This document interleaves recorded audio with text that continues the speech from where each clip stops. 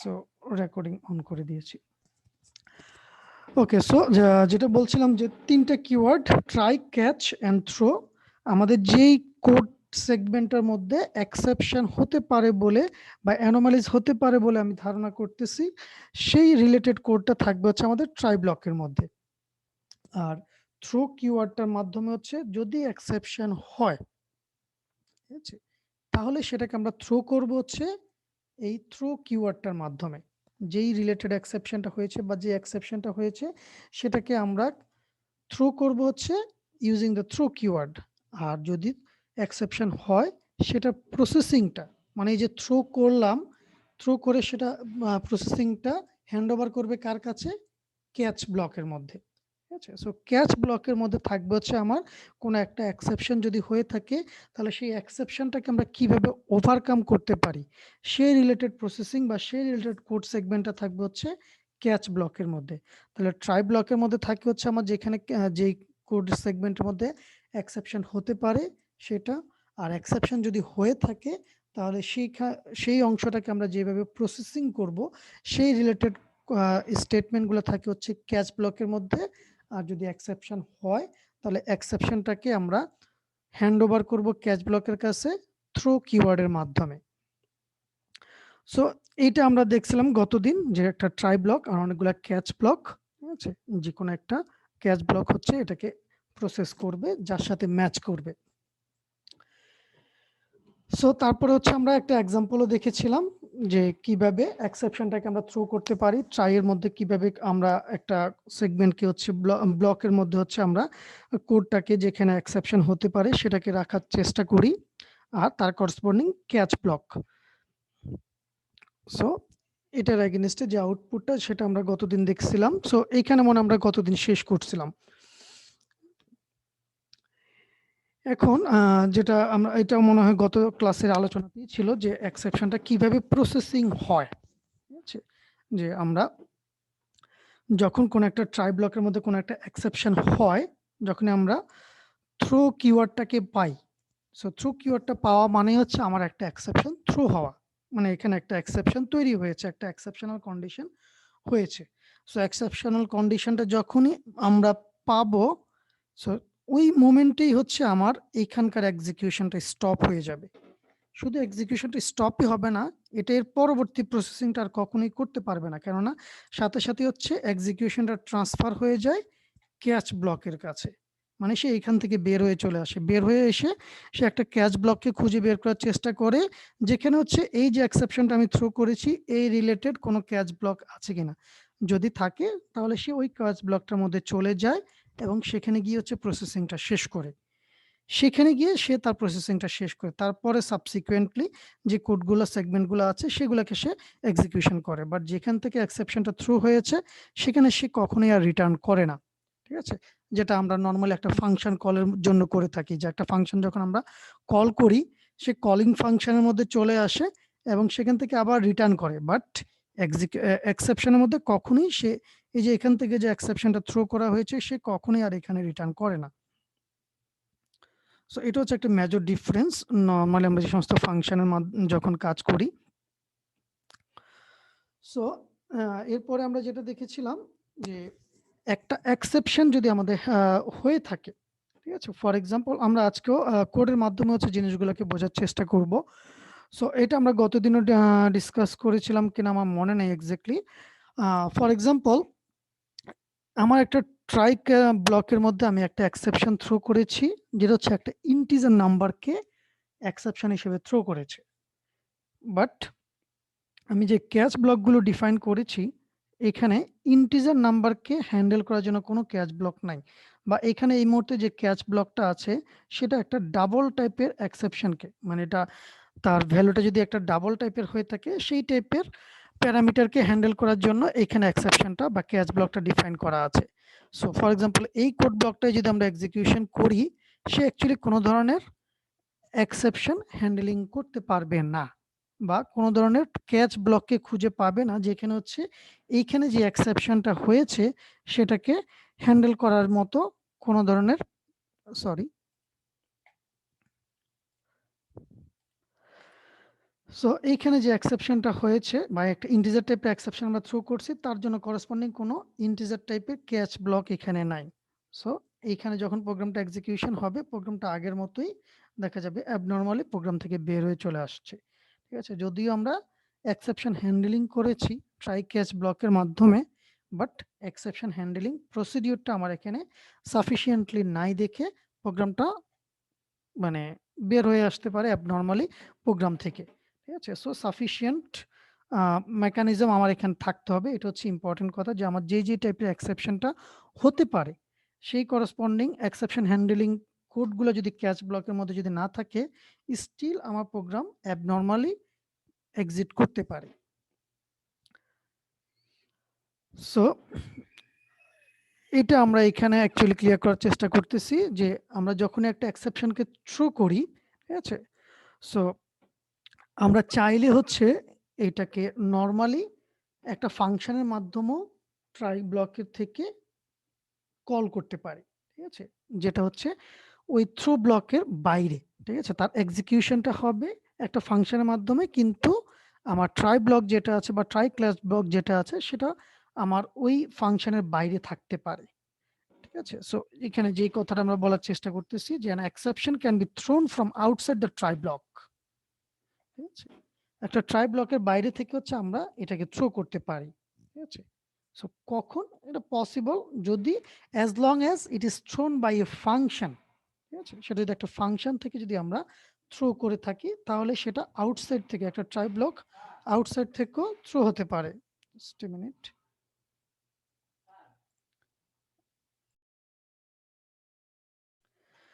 ওকে, so so এছাড়া আমরা চাইলে একটা ফাংশনের মধ্যেও কিন্তু এই ট্রাই ক্যাচ পুরা যে এরর হ্যান্ডলিং প্রসিডিউরটা, সেটা চাইলে একটা ফাংশনের মধ্যে আমরা লোকালাইজ করে ফেলতে পারি।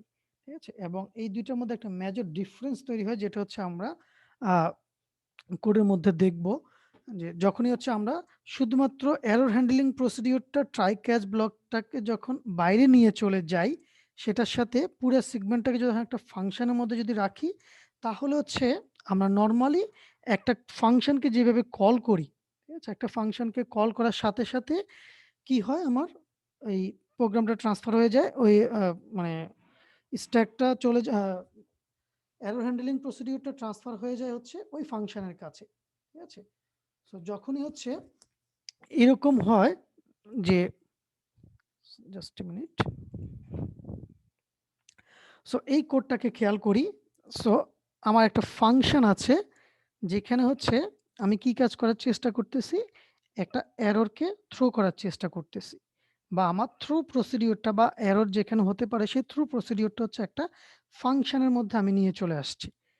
বাট আমার এরর হ্যান্ডলিং যে ব্লক, যেখান থেকে আমার এই এরর হতে পারে, এবং এরর যদি হয়ে থাকে সেই হ্যান্ডলিং প্রসিডিউরটা যদি বাইরে থাকে, এই ফাংশনের বাইরে, ফর এক্সাম্পল এখানে হচ্ছে সেটা বাইরে, সো আমি চাইলে এইভাবেও আমার এরর হ্যান্ডলিং প্রসিডিউরটাকে ডিফাইন করতে পারি। ঠিক আছে, যেমন এইটাকে যদি আমরা রান করার চেষ্টা করি, ঠিক আছে, যেখানে হচ্ছে আমার ট্রাই ব্লকটা আছে, ট্রাই ব্লকের মধ্যে হচ্ছে আমার একটা ফাংশনকে কল করছি, যে ফাংশনের মধ্যে মূলত হচ্ছে আমার এক্সেপশন হতে পারে। ঠিক আছে, সো এটা এইভাবে হচ্ছে আমরা এরর হ্যান্ডলিং করতে পারি, বা এরকম ভাবেও আমার প্রোগ্রাম থেকে এক্সেপশন তৈরি হতে পারে, যে একটা ফাংশনের মধ্যে আমার এক্সেপশনাল কিছু কন্ডিশন অ্যারাইজ করতে পারে। সো সেখানে হচ্ছে আমার শুধুমাত্র প্রোগ্রাম থেকে এক্সেপশন থ্রু হচ্ছে, বা এরর হ্যান্ডলিং প্রসিডিউরটা হচ্ছে আমার অন্য একটা ব্লকের মধ্যে ডিফাইন্ড। ফর এক্সাম্পল এখানে হচ্ছে মেইন ফাংশনের মধ্যে ডিফাইন্ড। সো এই অংশের মধ্যে যদি আমি প্রোগ্রামটাকে যদি ডিফাইন করি এইভাবে, সো সেক্ষেত্রে প্রোগ্রামটা যদি রান করে, সো সেক্ষেত্রে স্টিল আমার এক্সেপশন হতে পারে। ঠিক আছে, বা এক্সেপশন হ্যান্ডলিং এইভাবে আমি ডিফাইন করতে পারি, এক্সেপশন হ্যান্ডলিং আমি এইভাবে হ্যান্ডেল করতে পারি। বাট সবচেয়ে ইম্পর্টেন্ট যে ব্যাপারটা এই ক্ষেত্রে, আমার এই কার জন্য এক্সেপশন হয়েছে, ফর এক্সাম্পল সেকেন্ডটার জন্য আমার এখানে এক্সেপশন হয়েছে। ঠিক আছে, তাহলে এক্সেপশন হ্যান্ডলিং কোডটা যখন আমার এখান থেকে যখন থ্রো করেছে, সাথে সাথে সে চলে যাবে কোথায়, করসপন্ডিং একটা ক্যাচ ব্লকের মধ্যে। ঠিক আছে, আমরা এর আগে দেখে আসছিলাম যে যখনই কোনো একটা জায়গায় এক্সেপশন থ্রু হচ্ছে, ফর এক্সাম্পল এখানে এক্সেপশনটা থ্রু হচ্ছে কার জন্য, এই এক্স টেস্ট 1 প্যারামিটারের জন্য। যদি 0 হয়ে থাকে সেক্ষেত্রে কিন্তু এটা ফলস হচ্ছে, সো কোনো ধরনের এক্সেপশন থ্রো হচ্ছে না। ঠিক আছে, যখনই হচ্ছে 1 প্যারামিটার দিয়ে পাঠাচ্ছি তার মানে হচ্ছে ইফ কন্ডিশনটা ট্রু হচ্ছে, তো সাথে সাথে সে একটা এক্সেপশন থ্রো করতেছে। আর এক্সেপশন থ্রো করা মানে হচ্ছে সে সাথে সাথে ট্রাই ব্লক থেকে বের হয়ে চলে আসা। এক্সেপশনটা যখনই ট্রাই ব্লক থেকে বের হয়ে চলে আসে, তার পরবর্তী যেই কোড ব্লকগুলো আছে, ঠিক আছে, এখনো পর্যন্ত যেগুলো প্রসেসিং হয় নাই, সেগুলো কিন্তু কখনোই আর এক্সিকিউশনে আসবে না বা আসতে পারে না। কেননা সাথে সাথে সে এক্সেপশন হওয়ার সাথে সাথে সে ট্রাই ব্লক থেকে বের হয়ে চলে আসে। একটা ক্যাচ ব্লকের মধ্যে হচ্ছে এক্সেপশনের এই এক পার্টিকুলার এক্সেপশন হ্যান্ডলিং কোডটা প্রসেস করার মতো কোনো ক্যাচ ব্লক আছে কিনা সেটা খুঁজে বের করার চেষ্টা করে। ঠিক আছে, এবং তার পরবর্তী এক্সিকিউশনটা সে তখন কমপ্লিট করে ফেলে সাবসিকুয়েন্টলি যে কোডগুলো আছে সেটা, বাট সে কখনোই আর ট্রাই ব্লকের মধ্যে রিটার্ন করে না। সো এটা আমাদেরকে অবশ্যই মেজারমেন্টের মধ্যে নিতে হবে যে আমার এইখানে ওই কোডগুলো এমন কোনো কোড আছে কিনা যেটা হচ্ছে মানে এক্সেপশন যদি হয়ে যায়, যেমন ফাংশনের কারণে। Just a minute. G sir. Okay okay, so যেটা বলছিলাম যে ফর এক্সাম্পল এখানে আমরা এক্স টেস্ট এই ফাংশনটা মানে ফাংশনটাকে যখন 0 এই প্যারামিটারটা দিয়ে যখন কল করছি, তখন আমার এই সিআউট ফাংশনটা কাজ করছে। বাট যেহেতু ইফ টেস্টের ভ্যালু যেহেতু 0, তার মানে হচ্ছে এই কন্ডিশনটা আমার স্যাটিসফাই হচ্ছে না, তার মানে সে কোনো এক্সেপশন থ্রো করছে না। ওকে, সো এই জন্য আমার প্রথম এটা 0 প্রিন্ট করলো। ইনসাইড টেস্ট 1, ঠিক আছে, এটার যখন আসছে 1 কে দিয়ে যখন আমি কল করেছি, তখন কি হলো, 1 এর জন্য আমার এই টেস্টটা কিন্তু রান করলো, মানে ট্রু হয়ে গেল, রাইট? তার মানে সে একটা এক্সেপশন থ্রো করলো। এক্সেপশনটা যখনই থ্রো করলো, তার মানে কি আমার অ্যাকচুয়ালি এই ট্রাই ব্লকের মধ্যেই কিন্তু এক্সেপশন হয়েছে, কারণ এটা কল হয়েছে এই ট্রাই ব্লক থেকে।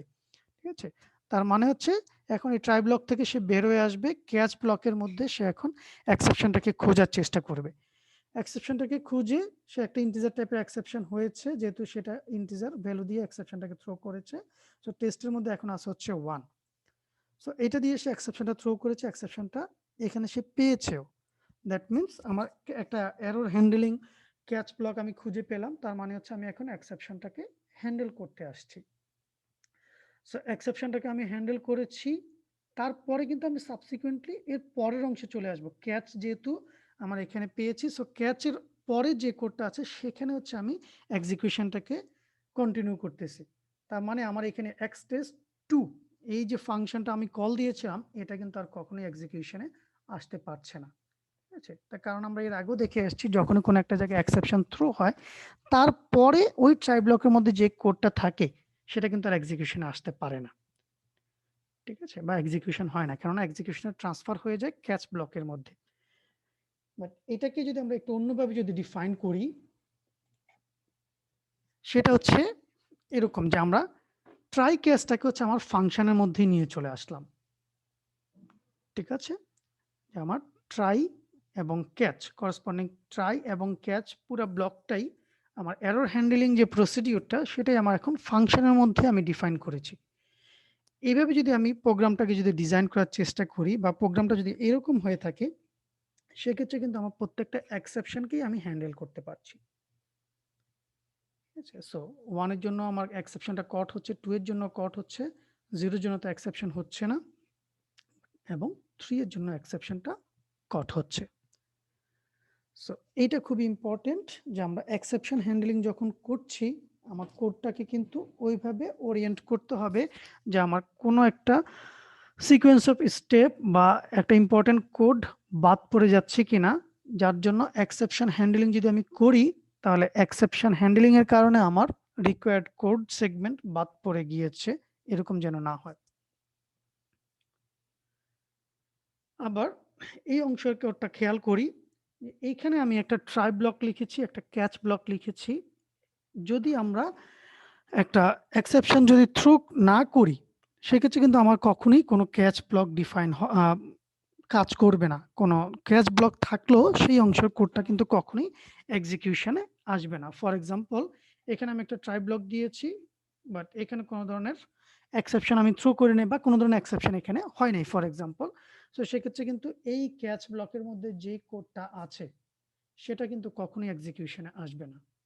সো এটাও কিন্তু ইম্পর্টেন্ট। একই সাথে সাথে যে আমরা ক্যাচ ব্লকের মধ্যে যে কোডটাকে এক্সিকিউশনের জন্য রেখেছি সেটা এক্সিকিউশনে তখনই আসবে যখন করসপন্ডিং একটা এক্সিকিউশন হবে। সো ওই এক্সেপশন যদি না হয়ে থাকে তাহলে কখনোই কিন্তু ক্যাচ ব্লকটা এক্সিকিউশন হবে না।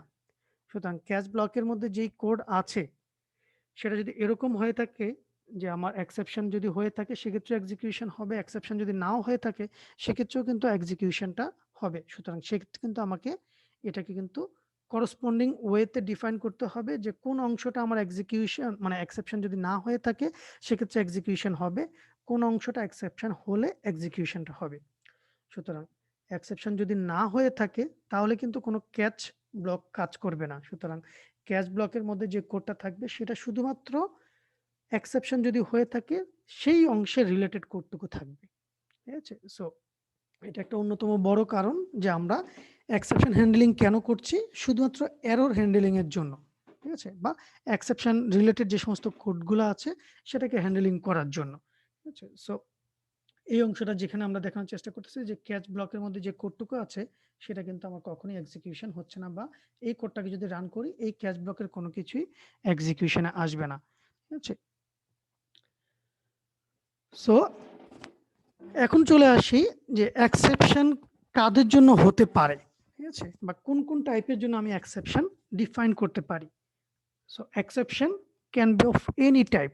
ঠিক আছে, যেমন আমরা এতক্ষণ পর্যন্ত যেগুলো দেখলাম যে ইন্টিজার টাইপ বা ডাবল টাইপ বা ক্যারেক্টার টাইপ বা প্রিমিটিভ ডাটা টাইপসের জন্য যে এক্সেপশন হ্যান্ডলিং প্রসিডিওর গুলো সেগুলোর এক্সাম্পল আমরা আসলে দেখার চেষ্টা করতেছিলাম। But exception can be of any type, ঠিক আছে, ইনক্লুডিং ক্লাস। ঠিক আছে, সো আমরা যে ক্লাস অবজেক্ট ওরিয়েন্টেড প্রোগ্রামিং করতেছি, ক্লাস ডিফাইন করতেছি, এই ক্লাস দিয়েও কিন্তু আমরা যে কোনো একটা এক্সেপশন ডিফাইন করতে পারি। মানে একটা ক্লাস থেকেও একটা এক্সেপশন তৈরি হতে পারে। ঠিক আছে, সো বলা হচ্ছে in real world program most exception will be of class types. ঠিক আছে, নর্মালি আমরা অবজেক্ট থেকে হচ্ছে এক্সেপশন গুলো থ্রো করব। সো যখনই অবজেক্টের কথা বলতেছি তার মানে হচ্ছে একটা রিয়েল ওয়ার্ল্ড ইনস্ট্যান্স বা হচ্ছে একটা ক্লাস টাইপ, যেখান থেকে হচ্ছে আমরা এক্সেপশন গুলোকে থ্রো করার চেষ্টা করতেছি, বা হচ্ছে অবজেক্ট থেকে যদি এক্সেপশন যদি থ্রো হয়ে থাকে বেসিক্যালি সেগুলোই হচ্ছে আমাদের ইউজার ডিফাইন্ড টাইপের জন্য যে এক্সেপশন হ্যান্ডলিং সেটা আসলে আমরা মিন করতেছি। ঠিক আছে, so exception can be of both built in types or user defined types. ঠিক আছে, সো সাধারণত আমরা যখন এরকম ক্লাস টাইপের জন্য যখন এক্সেপশন ডিফাইন করি সাধারণত সেটা আমরা রেফার করি বা থ্রো করি হচ্ছে একটা অবজেক্টের সাপেক্ষে।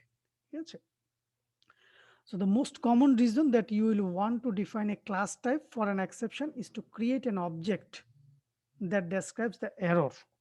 Okay, so যেই অবজেক্টের জন্য হচ্ছে আমার এক্সেপশনটা তৈরি হচ্ছে বা হতে পারে তার জন্য হচ্ছে আসলে আমরা এক্সেপশন হ্যান্ডলিং প্রসিডিউরটাকে ডিফাইন করব। সো এটা আমার যে কোনো একটা অবজেক্ট থেকেই হতে পারে। সো আমার ওভারঅল যে ক্লাসটা আমি ডিফাইন করতেছি তার জন্য হচ্ছে আমার এরর হ্যান্ডলিং প্রসিডিউরটা ডিফাইন করা থাকতে হবে, সো দ্যাট আমরা যে কোনো অবজেক্ট আমরা যদি এক্সেপশন হয়ে থাকে তার জন্য যাতে ওইটাকে আমরা প্রসেস করতে পারি। সো এটার একটা এক্সাম্পল দেখার চেষ্টা করি, যেটা বললাম যে আমার একটা ক্লাস বা ইউজার ডিফাইন্ড এক্সেপশন আমি কিভাবে তৈরি করতে পারি।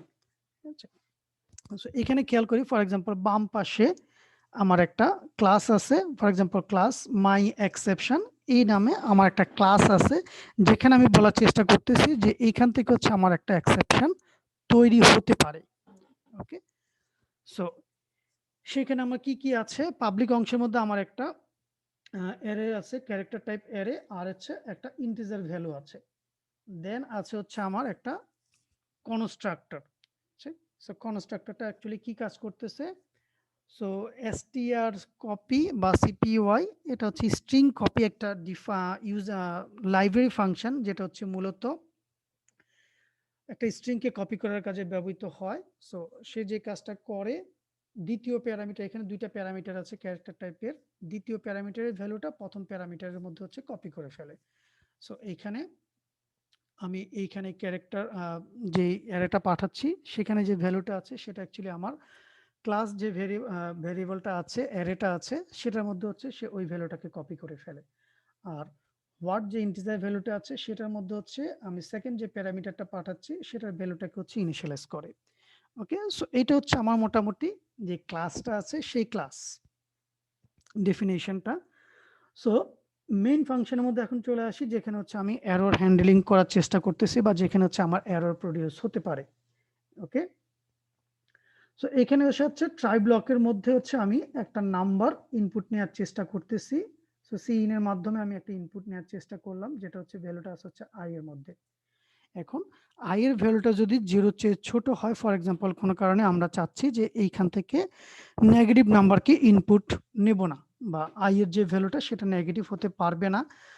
সো এইটা যদি হয়ে থাকে তাহলে হচ্ছে আমি একটা এক্সেপশন থ্রো করব। ওকে, সো সেক্ষেত্রে আমি একটা এক্সেপশন থ্রো করতেছি কিভাবে একটু খেয়াল করি। সো এক্সেপশন থ্রো করতেছি আমি হচ্ছে মাই এক্সেপশন মানে হচ্ছে আমার ক্লাসের একটা অবজেক্ট ক্রিয়েট করতেছি যেখানে আমি দুইটা প্যারামিটার পাস করতেছি। ওকে, সো প্রথমে হচ্ছে আমি একটা অবজেক্ট তৈরি করলাম ওবি নাম দিয়ে, যেখানে হচ্ছে দুইটা প্যারামিটার আমি জানি আমার কনস্ট্রাক্টরের মধ্যে দুইটা প্যারামিটার সে নেয়, একটা হচ্ছে একটা ক্যারেক্টার অ্যারে বা একটা স্ট্রিং আর একটা হচ্ছে একটা ইন্টিজার ভ্যালু। ওকে, সো এই দুইটা ইনফরমেশন দিয়ে, যেমন এখানে আমি স্ট্রিংটার মধ্যে নট পজিটিভ এই টাইপের একটা স্ট্রিং ইনফরমেশন পাঠালাম, আর আই এর মধ্যে হচ্ছে এই মুহূর্তে আই এর যে ভ্যালুটা পাঠিয়ে দেওয়া হয়েছে ইনপুট থেকে সেই ভ্যালুটাকে হচ্ছে আমি এখানে দেওয়ার চেষ্টা করলাম। এই দুইটা দিয়ে হচ্ছে আমি একটা অবজেক্ট তৈরি করলাম, সেই অবজেক্টটার নাম হচ্ছে ওবি। আর তারপরেই হচ্ছে আমি থ্রো করলাম এই ওবি অবজেক্টটাকে।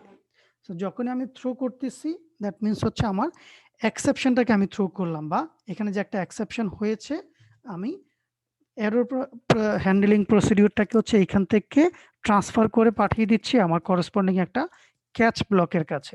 যদি আমার কোনো ক্যাচ ব্লক যদি ডিফাইন করা থাকে তাহলে ক্যাচ ব্লক হচ্ছে এই এররটাকে হ্যান্ডলিং করবে বা প্রসেসিং করবে, না হলে হচ্ছে প্রোগ্রামটা এখানেই বের হয়ে যাবে প্রোগ্রাম থেকে, তার এক্সিকিউশনটাকে এখানেই অ্যাবর্ট করবে এবং প্রোগ্রামটাকে অ্যাবনর্মালি এক্সিকিউশনটা থামিয়ে দেবে।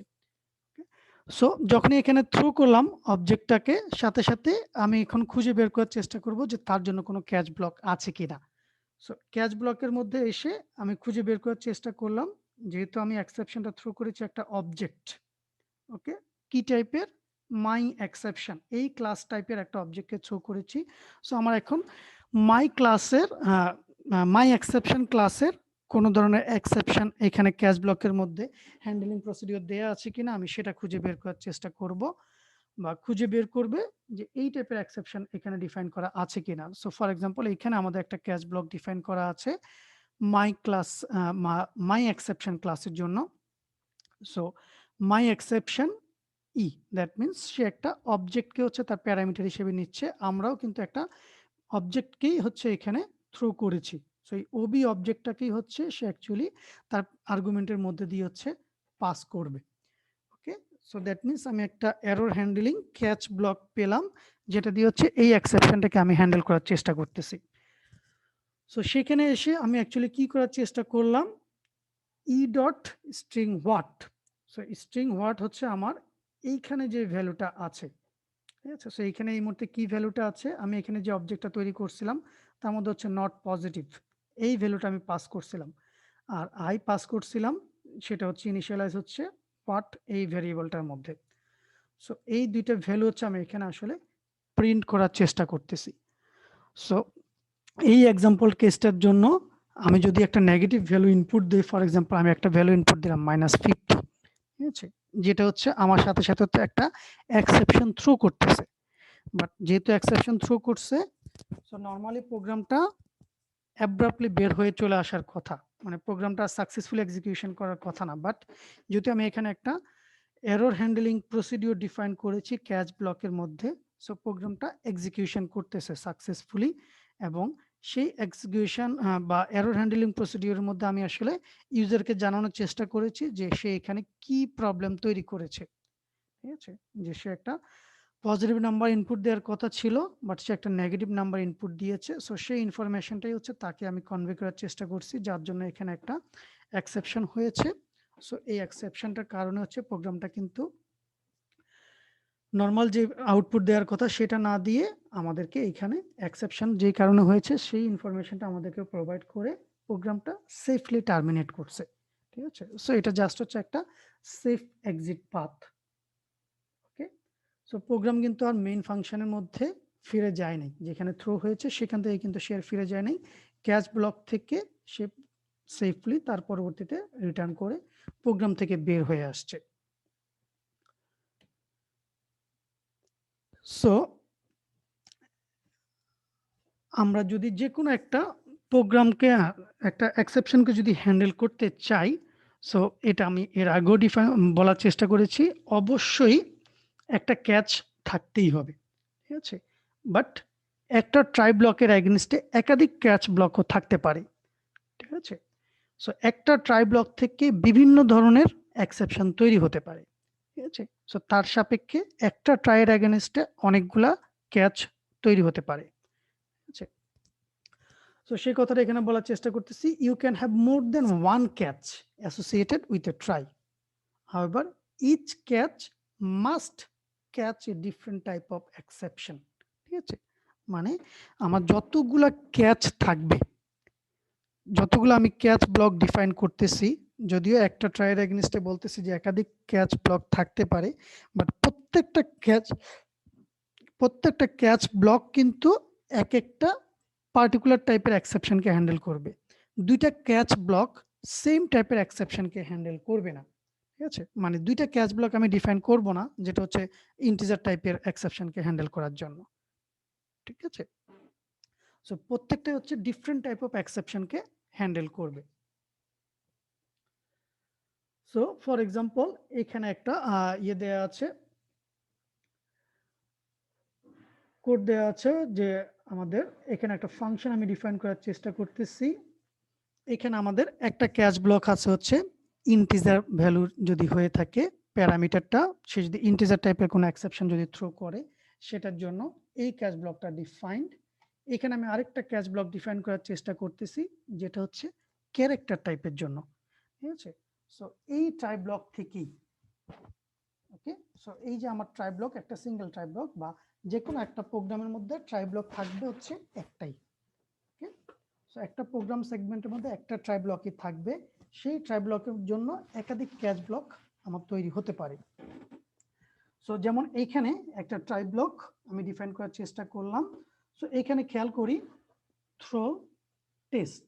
ঠিক আছে, এখানে একটা থ্রো আমি করার চেষ্টা করছি, এটা ফর এক্সাম্পল টেস্ট হচ্ছে একটা ইন্টিজার ভ্যালু। সো ইন্টিজার ভ্যালুর জন্য আমি একটা এক্সেপশন থ্রো করতেছি, আবার এখানে আরেকটা থ্রো, ওকে, যে ভ্যালু ইজ 0, দ্যাট মিন্স এটা হচ্ছে একটা স্ট্রিং টাইপের বা ক্যারেক্টার টাইপের একটা এক্সেপশন। সো একটা ট্রাই ব্লকের মধ্যে আমার দুইটা ডিফারেন্ট টাইপের এক্সেপশন আমি এখানে থ্রো করতেছি। সো তার করসপন্ডিং ভাবে আমার ক্যাচ ব্লকের মধ্যে আমার এই দুইটা টাইপের এক্সেপশন হ্যান্ডেলিং প্রসিডিউরই থাকা উচিত, বা যদি থাকে তাহলে হচ্ছে সে সাকসেসফুলি এক্সেপশনটাকে হ্যান্ডেল করতে পারবে। ঠিক আছে, সো এখানে হচ্ছে প্রথম যে অংশটা আমরা বলার চেষ্টা করতেছি যে সেটা হচ্ছে প্রথম যে ক্যাচ ব্লকটা ডিফাইন্ড সেটা হচ্ছে ইন্টিজার টাইপের এক্সেপশনকে হ্যান্ডেল করার জন্য। ঠিক আছে, আর দ্বিতীয় যে ক্যাচ ব্লকটা সেটা হচ্ছে ক্যারেক্টার টাইপের এক্সেপশনকে হ্যান্ডেল করার জন্য। সো এইখানে আমি যেটা দিয়ে কল করি না কেন, ফর এক্সাম্পল 1 দিয়ে যদি কল করি তাহলে অ্যাকচুয়ালি কোনটা কল হবে, টেস্ট যখনই হচ্ছে ইন্টিজার ভ্যালু পাচ্ছে দ্যাট মিন্স এটা স্যাটিসফাই হচ্ছে। ঠিক আছে, সো সে তখনই হচ্ছে ওই পার্টিকুলার ইন্টিজার ভ্যালুটাকে হচ্ছে থ্রো করতেছে। সো ওইটার সাপেক্ষে আমার 1 এর জন্য এক্সেপশনটা কট হবে হচ্ছে ইন্টিজার জন্য আমার যে প্রসিডিউরটা দেয়া আছে বা যে ক্যাচ ব্লকটা ডিফাইন করা আছে, 2 এর জন্য সিমিলারলি একই রকম ভাবে সেই ইন্টিজারের জন্য যে ক্যাচ ব্লকটা দেয়া আছে সেটা। বাট যখন 0 এর জন্য যখন কল করছি, সো ইফ টেস্টের ভ্যালু যখন 0 দিচ্ছি দ্যাট মিন্স কি আমার ইফ এর কন্ডিশনটা ফলস হচ্ছে, তার মানে সে হচ্ছে এলস এর জন্য চলে যাচ্ছে। এলস এর জন্য চলে যাচ্ছে যখনই, সে তখনই হচ্ছে একটা ক্যারেক্টার টাইপের এক্সেপশন থ্রো করতেছে। সো তখনই হচ্ছে আমার সেকেন্ড যেই ক্যাচ ব্লকটা সেটা এক্সিকিউশনে আসতেছে। দ্যাট মিন্স এই caught a string so value is 0 something এরকম সেখান থেকে যে প্যারামিটারটা পাস করেছে, ঠিক আছে, এইখানে স্ট্রিং আকারে যে প্যারামিটারটা পাস করেছে সে ওইটাকে প্রিন্ট করার চেষ্টা করতেছে। সো আমি এতক্ষণ পর্যন্ত যেই এক্সেপশন টাইপস গুলো নিয়ে আলোচনা করলাম, এটুক পর্যন্ত কারো কোনো কোয়েশ্চেন আছে কি বা বুঝতে কোনো অসুবিধা আছে?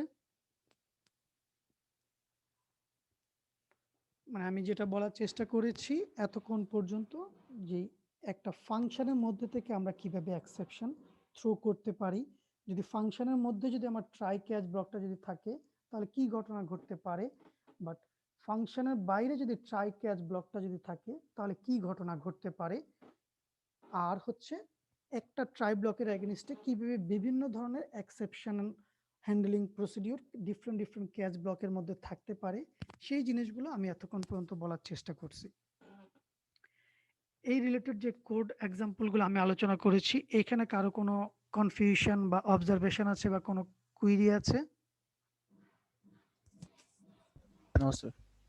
ওকে, সো তাহলে হচ্ছে আমরা চলে যেতে পারি হচ্ছে নেক্সট যে অংশটা, যে ডিরাইভ ক্লাস। আমরা একটা মেজর পার্ট দেখেছিলাম ইনহেরিটেন্স। সো ইনহেরিটেন্সের মধ্যে আমাদের একই সাথে দুইটা ক্লাস থাকে, একটা হচ্ছে বেস ক্লাস আর একটা হচ্ছে ডিরাইভ ক্লাস, এবং সেখানে আমাদের এই বেস ক্লাসের সাথে ডিরাইভ ক্লাসের একটা ইম্পর্টেন্ট রিলেশন আছে। সেটা কি, যে বেস ক্লাসের যে কোড কন্টেন্টটা আছে, যে কোডটা আছে, সেটা কিন্তু ডিরাইভ ক্লাসের মধ্যে অটোমেটিক্যালি আমরা পেয়ে যাই বা ডিরাইভড পার্ট হিসেবে পেয়ে যাই, ঠিক আছে। সো সেক্ষেত্রে আমাদের এই এক্সেপশন হ্যান্ডলিংটা কিভাবে হবে, ঠিক আছে, কেননা বেস ক্লাসের যে কোড, সেখানে যদি কোনো এক্সেপশন যদি হয় তাহলে সেটা কিন্তু ডিরাইভ ক্লাসের মধ্যেও সেই এক্সেপশনটা অটোমেটিক্যালি তৈরি হয়ে যাবে, বা ডিরাইভ ক্লাসের মধ্যে যদি কোনো একটা এক্সেপশন যদি হয়, যেহেতু বেস ক্লাসের সেই কন্টেন্টটা ওইখানে অ্যাভেলেবেল, তাহলে সেখানেও কিন্তু আমরা এক্সেপশনটা পেতে পারি। সো এই জন্য হচ্ছে আমাদের ডিরাইভ ক্লাস এক্সেপশন হ্যান্ডলিং প্রসিডিউরটা আমাদের জন্য ইম্পর্টেন্ট, যে যদি ডিরাইভ ক্লাস বা বেস ক্লাসের মধ্যে যদি কোনো ধরনের এক্সেপশন হয় তাহলে সেটা আমরা কিভাবে হ্যান্ডেল করতে পারবো। সো এই কথাটা আমরা করার চেষ্টা করতেছি, a catch clause for a base class will also match any class derive from the base.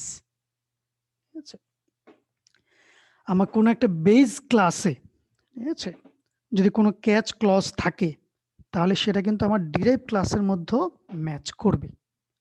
এটা হচ্ছে একদম প্রথম কথা, a catch clause for a base class. ঠিক আছে, বেস ক্লাসের জন্য আমরা যদি কোনো ক্যাচ ক্লজ যদি ডিফাইন করি, that will also match any class derived from that base. ওই বেস ক্লাস থেকে ডিরাইভ করে আমরা যত ডিরাইভ ক্লাস তৈরি করব সকল জায়গায় ওই ক্যাচ ক্লজটা ম্যাচ করবে। সো এটা কেন বলতেছি বা এটা কেন ইম্পর্টেন্ট, এখন চলে আসি পরের লাইনটার মধ্যে, if you want to catch exceptions of both a base class type and a derived class type। আচ্ছা, সো আমরা যদি চাই যে আমাদের এক্সেপশনটা কি বেস ক্লাস থেকে হয়েছে না ডিরাইভ ক্লাস থেকে হয়েছে, দুইটা জিনিসকে যদি আমরা যদি হ্যান্ডেল করতে চাই তাহলে অবশ্যই আমাদের ডিরাইভ ক্লাসের যে এক্সেপশনটা আছে তার জন্য যে ক্যাচ সিকোয়েন্স বা যেই ক্যাচ ক্লজ সেটা অবশ্যই আগে রাখতে হবে বা কোডের মধ্যে আগে থাকতে হবে, তাহলেই হচ্ছে আমরা ডিরাইভ ক্লাসের যেই কোড সিকোয়েন্সটা সেটাকে প্রপারলি বা বেস ক্লাসের এক্সেপশনটাকে আমরা ধরতে পারবো। না হলে কিন্তু অলওয়েজ বেস ক্লাসের এক্সেপশনটা আমাদের ম্যাচ করবে আগে, তাহলে ডিরাইভ ক্লাসের এক্সেপশনটাকে আমরা কখনোই ধরতে পারবো না। ঠিক আছে, সো এই জন্য ডিরাইভ ক্লাসের এক্সেপশনের জন্য যে ক্যাচ ব্লক সেটা অবশ্যই আমাদেরকে আগে রাখতে হবে। কি বলার চেষ্টা করতেছি সেটা একটা এক্সাম্পলের মাধ্যমে দেখার চেষ্টা করি। এই অংশটা একটু খেয়াল করার চেষ্টা করি। আমাদের একটা ক্লাস আছে বি, ফর এক্সাম্পল এটা হচ্ছে আমাদের বেস ক্লাস। ওকে, এখান থেকে আমরা একটা ক্লাস ডিফাইন করার চেষ্টা করতেছি হচ্ছে ডি, যেটা হচ্ছে আমাদের ডিরাইভ ক্লাস। ওকে, সো বেস ক্লাস হচ্ছে বি, ডিরাইভ ক্লাস হচ্ছে ডি। এই মুহূর্তে বেস ক্লাস ডিরাইভ ক্লাসের মধ্যে আর কোনো কিছু নাই, খুব সিম্পল এক্সাম্পল রাখার জন্য। এখন আমরা ডিরাইভ ক্লাসের একটা অবজেক্ট তৈরি করার চেষ্টা করতেছি। ওকে, বা ডিরাইভ ক্লাসে একটা অবজেক্ট তৈরি করলাম, সেটা ফর এক্সাম্পল নাম দিলাম হচ্ছে ডিরাইভড। ওকে, এবং এইখানে হচ্ছে আমার একটা এক্সেপশন আমি থ্রো করার চেষ্টা করলাম, যেটা মূলত হচ্ছে ডিরাইভ ক্লাসের যে অবজেক্টটা আমি তৈরি করছি সেই অবজেক্টটাকে হচ্ছে আমি থ্রো করলাম। ঠিক আছে, মানে একটু আগে যে এক্সাম্পলটা দেখাইছিলাম যে ক্লাস থেকে আমরা কিভাবে অবজেক্টকে হচ্ছে এক্সেপশন আকারে থ্রো করতে পারি, এটা আমরা একটু আগে দেখে আসছি। সো সেইভাবে হচ্ছে আমি একটা এক্সেপশন থ্রো করলাম, কার ডিরাইভ ক্লাসের একটা অবজেক্ট দিয়ে একটা এক্সেপশন থ্রো করেছি। সো এইখানে আমার ক্যাচ ক্লজের মধ্যে দেখেন ডি হচ্ছে আমার ডিরাইভ ক্লাস, বি হচ্ছে আমার বেস ক্লাস। ওকে, সো ডিরাইভ ক্লাসের এক্সেপশনটাকে ক্যাচ করার জন্য আমার একটা ক্যাচ ব্লক আছে, বেস ক্লাসের এক্সেপশনটাকে ক্যাচ করার জন্য আমার একটা ক্যাচ ব্লক আছে। ওকে, আমি এক্সেপশনটা থ্রো করেছি হচ্ছে ডিরাইভ ক্লাসের। সো ইম্পর্টেন্টলি এই ক্ষেত্রে আমার প্রথম যেই ক্লজটা সেটার সাথেই ম্যাচ করতেছে, ডিরাইভ ক্লাসের এক্সেপশন আমার থ্রো হয়েছে ব্লকের মধ্যে, ক্যাচ ব্লকের মধ্যে আমার প্রথমে ডিরাইভ ক্লাসের এক্সেপশনটাকেই সে পেয়েছে। সো প্রথম ক্যাচ ব্লকটার সাথেই কিন্তু সে ম্যাচ করেছে এবং সেই এক্সেপশনটা আমার সে থ্রো করছে। ঠিক আছে, বাট এটার সিকোয়েন্সটাকে যদি আমি একটু উল্টেই দিই, ঠিক আছে, এই সিকোয়েন্সটাকে যদি আমি উল্টে দিই, খেয়াল করে দেখেন আমার এক্সেপশনটা হচ্ছে ডিরাইভ ক্লাসের, এক্সেপশনটা হচ্ছে ডিরাইভ ক্লাসের। আমি ক্যাচ ব্লক যখন ডিফাইন করেছি, আমার প্রথমে ডিফাইন করেছি হচ্ছে বেস ক্লাসের এক্সেপশনটা, পরে হচ্ছে ডিরাইভ ক্লাসের এক্সেপশনটা। ওকে, বাট আমি যদি এটাকে রান করার যদি চেষ্টা করি, সো সে প্রথম যেটা বেস ক্লাস, সো বেস ক্লাসের এক্সেপশনের মধ্যে সেটা ধরা পড়ে যাচ্ছে, সে ডিরাইভ ক্লাসের এক্সেপশন বাট ধরা পড়ে যাচ্ছে বেস ক্লাসের এক্সেপশনের মধ্যেই। তার কারণ হচ্ছে বেস ক্লাসের যে এক্সেপশন গুলো বা ডিরাইভ ক্লাসের যে এক্সেপশন গুলো সেটা বাই ডিফল্ট বেস ক্লাসের এক্সেপশনের মধ্যে ধরা পড়ে যাবে। ঠিক আছে, যেহেতু এই বেস ক্লাস থেকে এই ডিরাইভ ক্লাসটা ইনহেরিট করে তৈরি করা হয়েছে। যে যদিও অ্যাকচুয়ালি হচ্ছে এই ডিরাইভ ক্লাসের এক্সেপশনটা ধরা পড়া উচিত ছিল হচ্ছে আমার সেকেন্ড যে ক্লজটা বা সেকেন্ড যে ক্যাচ ব্লকটা সেটার মধ্যে, এবং সেজন্যই আমরা এই কথাটা বলার চেষ্টা করতেছিলাম যে যখন হচ্ছে আমরা বেস ক্লাস এবং ডিরাইভ ক্লাসের এক্সেপশনকে যখন ডিফাইন করব, ডিরাইভ ক্লাসের যে এক্সেপশন ক্লজগুলো আছে বা ক্যাচ ক্লজগুলো আছে বা ক্যাচ ব্লকগুলো আছে, ডিরাইভ ক্লাসের জন্য যেগুলো সেগুলো আগে থাকতে হবে বা উপরে থাকতে হবে, তারপরে হচ্ছে বেস ক্লাসের গুলো, না হলে হচ্ছে বেস ক্লাসের এক্সেপশন থেকেই হচ্ছে ওটা অ্যাকচুয়ালি ক্যাচ ব্লকের মধ্যে হচ্ছে ম্যাচ করবে এবং বেস ক্লাসের এক্সেপশন হ্যান্ডলিং যে কোড আছে সেখান থেকেই হচ্ছে আমাদের এটা প্রসেসিং হয়ে যাবে। ডিরাইভ ক্লাসের মোর স্পেসিফিক যে ভার্সনটা, কেননা ডিরাইভ ক্লাসের মধ্যে কিন্তু আমাদের বেস ক্লাসের যে কন্টেন্ট আছে সেটা তো আছেই, তার সাথে সাথে কিন্তু তার নিজস্ব কিন্তু কোডও কিছু আছে। সো সেখানে যদি আমার কোনো এক্সেপশন যদি হয়ে থাকে, সেই এক্সেপশন হ্যান্ডলিংটা আমরা যদি এখন যেটা করেছি সেকেন্ড যে ইয়েটা দেখালাম যে বেস ক্লাসেরটাকে যদি আগে যদি ডিফাইন করি, তাহলে সেটাকে কিন্তু আমরা এখানে পাবো না। ঠিক আছে, ডিরাইভ ক্লাসের জন্য স্পেশালি ডিরাইভ ক্লাসের জন্য যে স্পেসিফিক কোড সেটা কিন্তু বেস ক্লাসের মধ্যে থাকবে না। সো এখানে যদি আমার এক্সেপশনের কারণে সে আগে ম্যাচ করেছে বেস ক্লাসের এক্সেপশনের ক্লজের সাথে বা ক্যাচ ব্লকের সাথে, সেখানে কিন্তু ওই এরর হ্যান্ডলিং প্রসিডিউরটুকু বা কোডটুকু নাও থাকতে পারে।